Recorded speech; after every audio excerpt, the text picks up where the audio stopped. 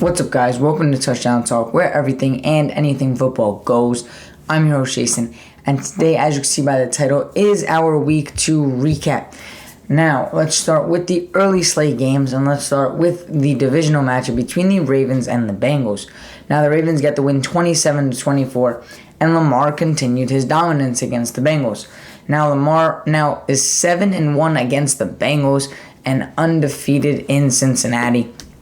A great record for Lamar against the Bengals, and Lamar got it done through the air and the ground. Now, Lamar threw for 237 and 2 touchdowns, with Gus Edwards leading the backfield with 62 yards. Now, the Bengals couldn't get much going at all, really. The only bright spot was T. Higgins, 8 receptions for 89 yards and 2 touchdowns.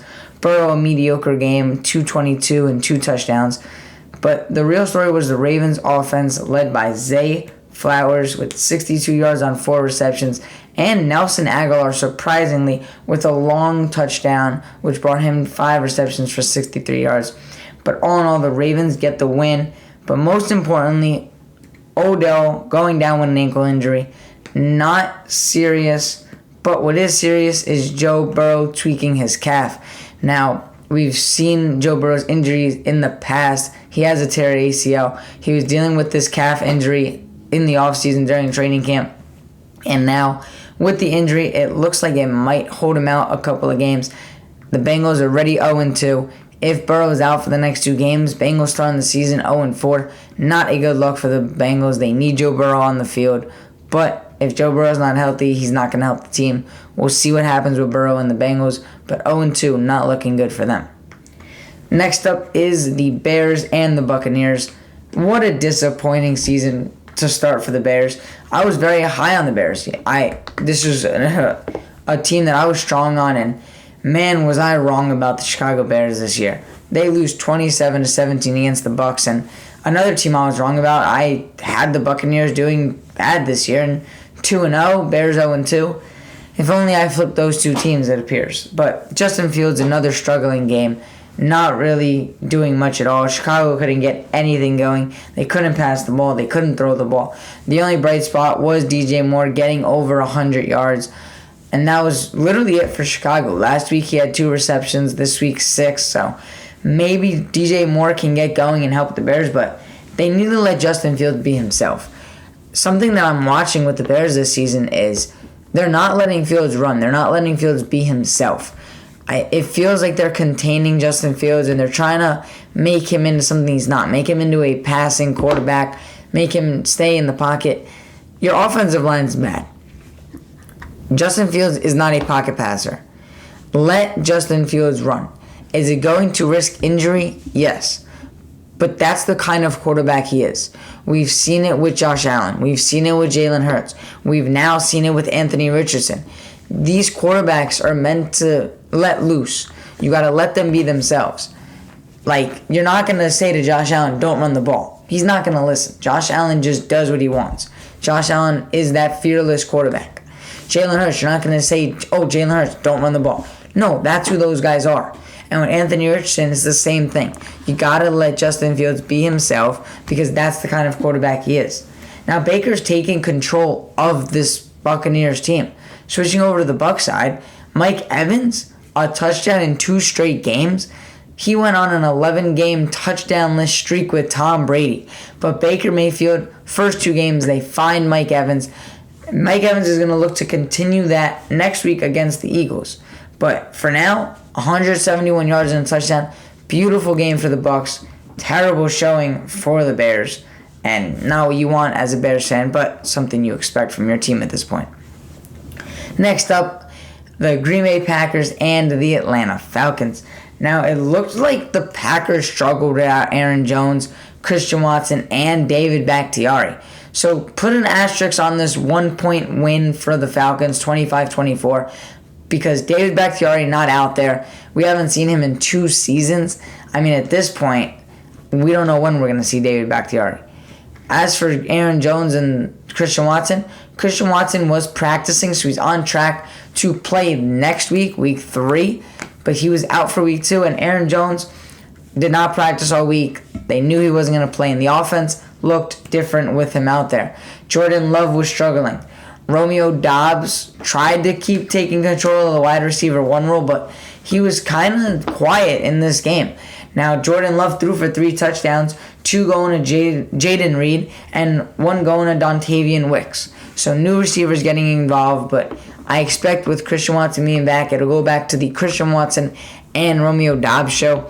These two guys kind of just took control with Doubs being covered by the number 1 corner. So a tough game for Romeo Doubs.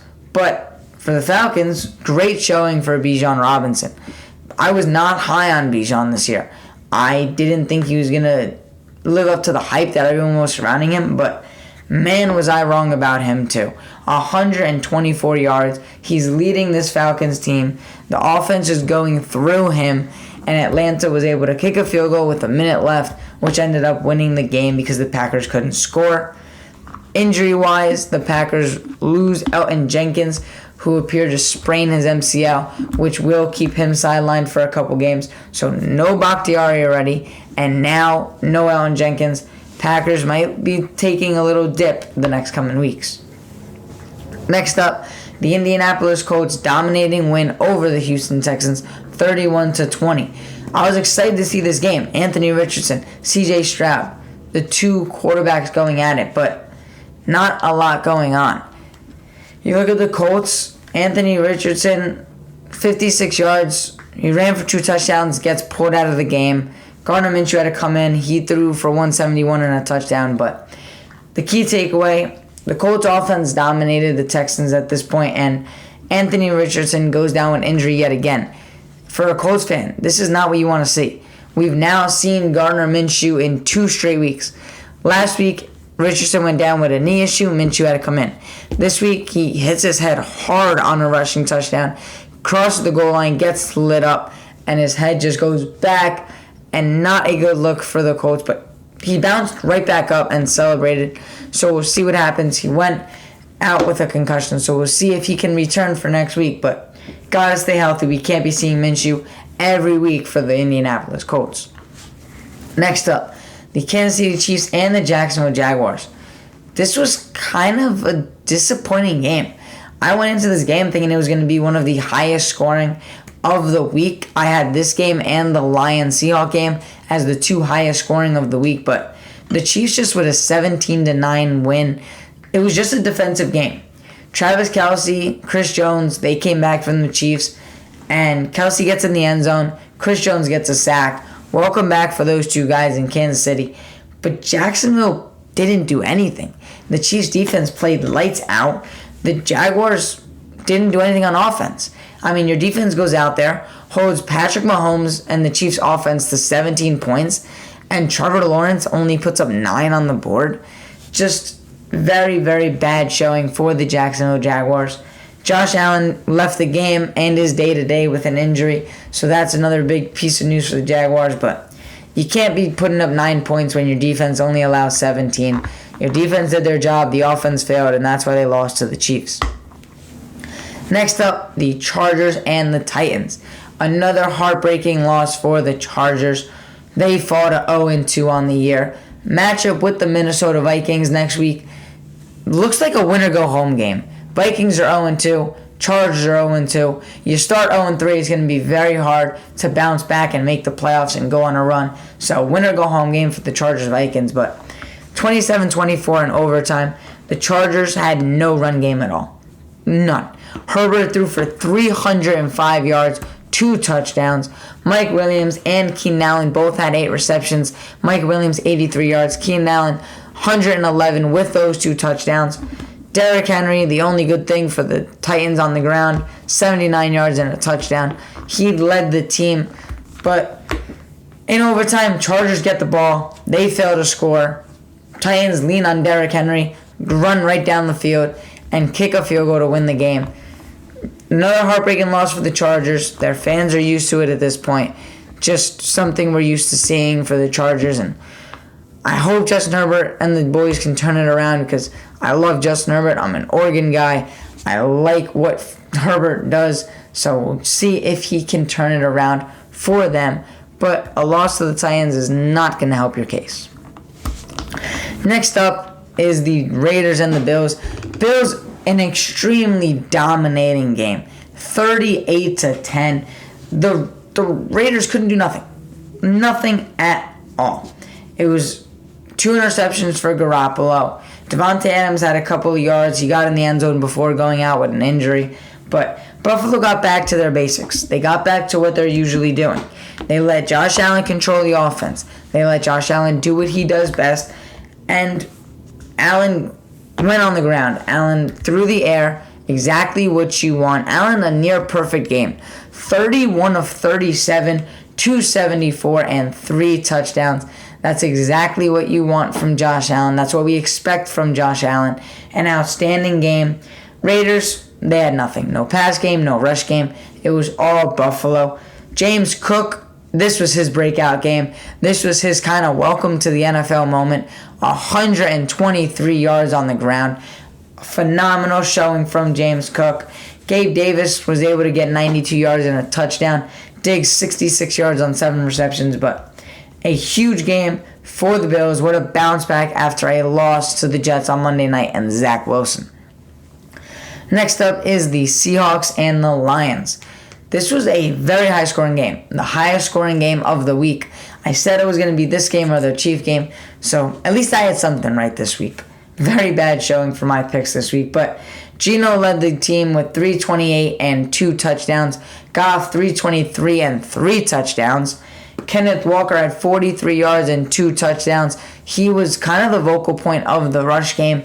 Kenneth Walker, they do have the rookie Charbonnet, but Kenneth Walker looks like if he's healthy, he's going to continue to dominate for the Seahawks. DK went for 75 yards, but Lockett had the 2 touchdowns on 8 receptions for the Seahawks. Meanwhile, the Lions, David Montgomery went down with an injury. The coach said that he's day-to-day, but David Montgomery was carted off in the 4th quarter, and he said that it could take weeks to heal his bone bruise. So we'll see how long he's out for. And if he's out, it looks like Jahmyr Gibbs is going to be just fine.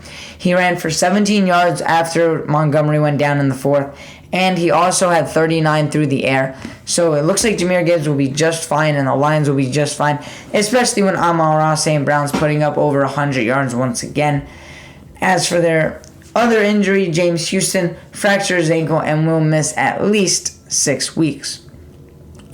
Next up was the amazing comeback of the New York Giants, beating the Arizona Cardinals 31-28. First half, Cardinals shut the Giants out 20-0. The Giants now trailed 60-0 through the first 6 quarters of the season. Not what you want. They couldn't stop the run game. They couldn't stop Josh Dobbs through the air. Zach Ertz was running up and down the field on the Giants.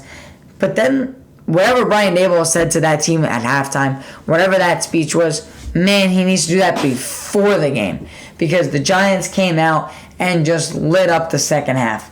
Barkley finally got into the end zone. Daniel Jones took control of the game. Yes, Daniel Jones through the air and the ground.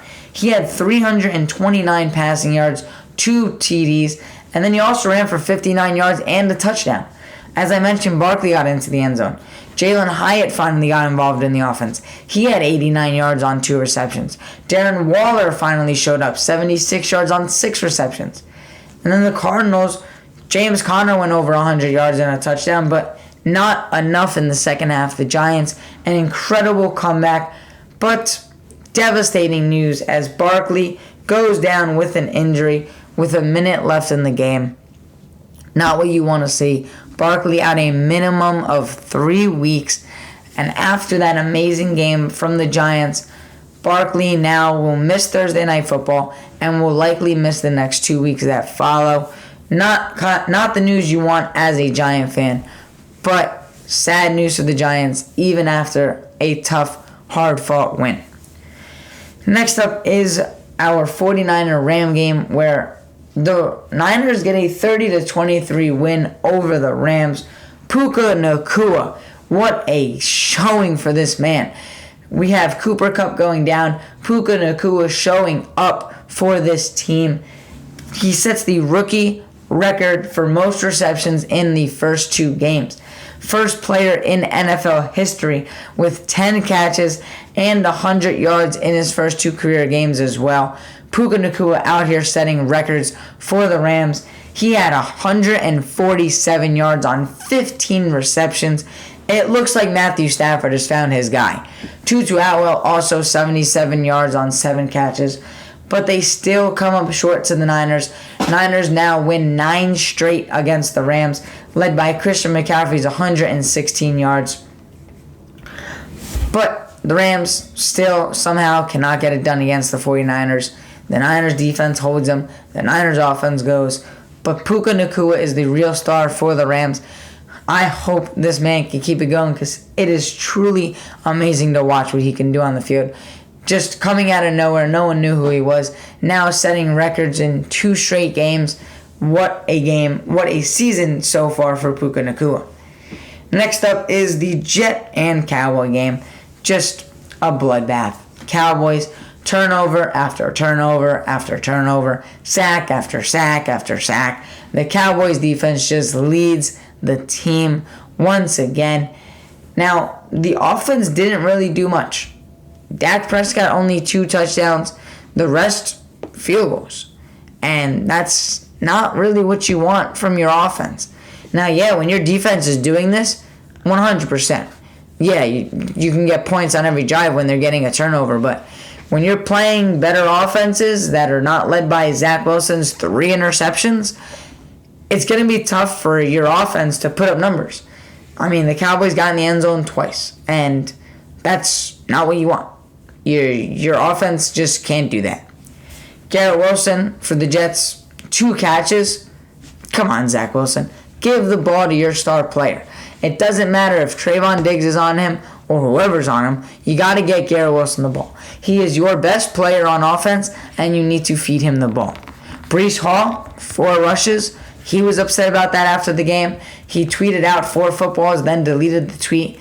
He said that they couldn't run the game. He only got 4 touches. I mean, the Jets are just rambling right now. There's no Aaron Rodgers. I feel like Monday night's game was a fluke. It was just high off emotion at that point with Aaron Rodgers. But with Aaron Rodgers out, the Cowboys are just going to completely just kill the Jets. And with Aaron Rodgers out, the Jets are going to fall week in and week out. For the Cowboys offense, CeeDee Lamb, 143 yards. He was the only bright spot for the Cowboys offense, but mainly the Cowboys defense, an amazing showing. But going week in and week out, I don't know if the Cowboys defense is going to continue to do this, so the offense is going to need to pick it up and start putting points on the board. Next up is the Commanders-Broncos game. Now, I didn't really watch much of this game. I kind of just got a kind of glimpse of the end of the game. Russell Wilson and the Broncos, kind of a high-scoring game. Broncos lose 35-33, and at the end of the game, Wilson throws a Hail Mary, gets tipped. The Commanders don't want to knock it down. They just try to go for the interception. They miss. Broncos get it on a tip drill and end up missing the 2-point conversion at the end of the game, so the Commanders end up getting the win. Sam Howell, 299 yards and 2 touchdowns.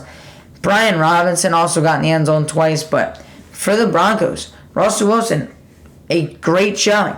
300 yards, 3 touchdowns, got 2 rookies involved. Marvin Mims, 113 yards on 2 catches. That was incredible. And then Brandon Johnson got in the end zone twice. So for the Commanders, great win.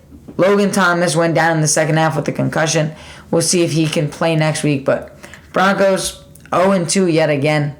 Not what you want to see for the Sean Payton era.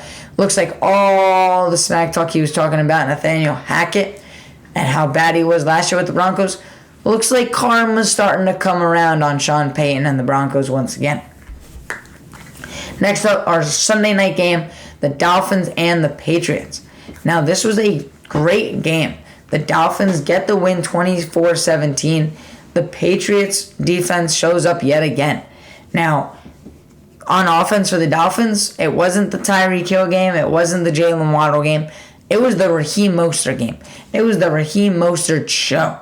121 yards, 2 touchdowns for Raheem Mostert on the ground. That's what you want.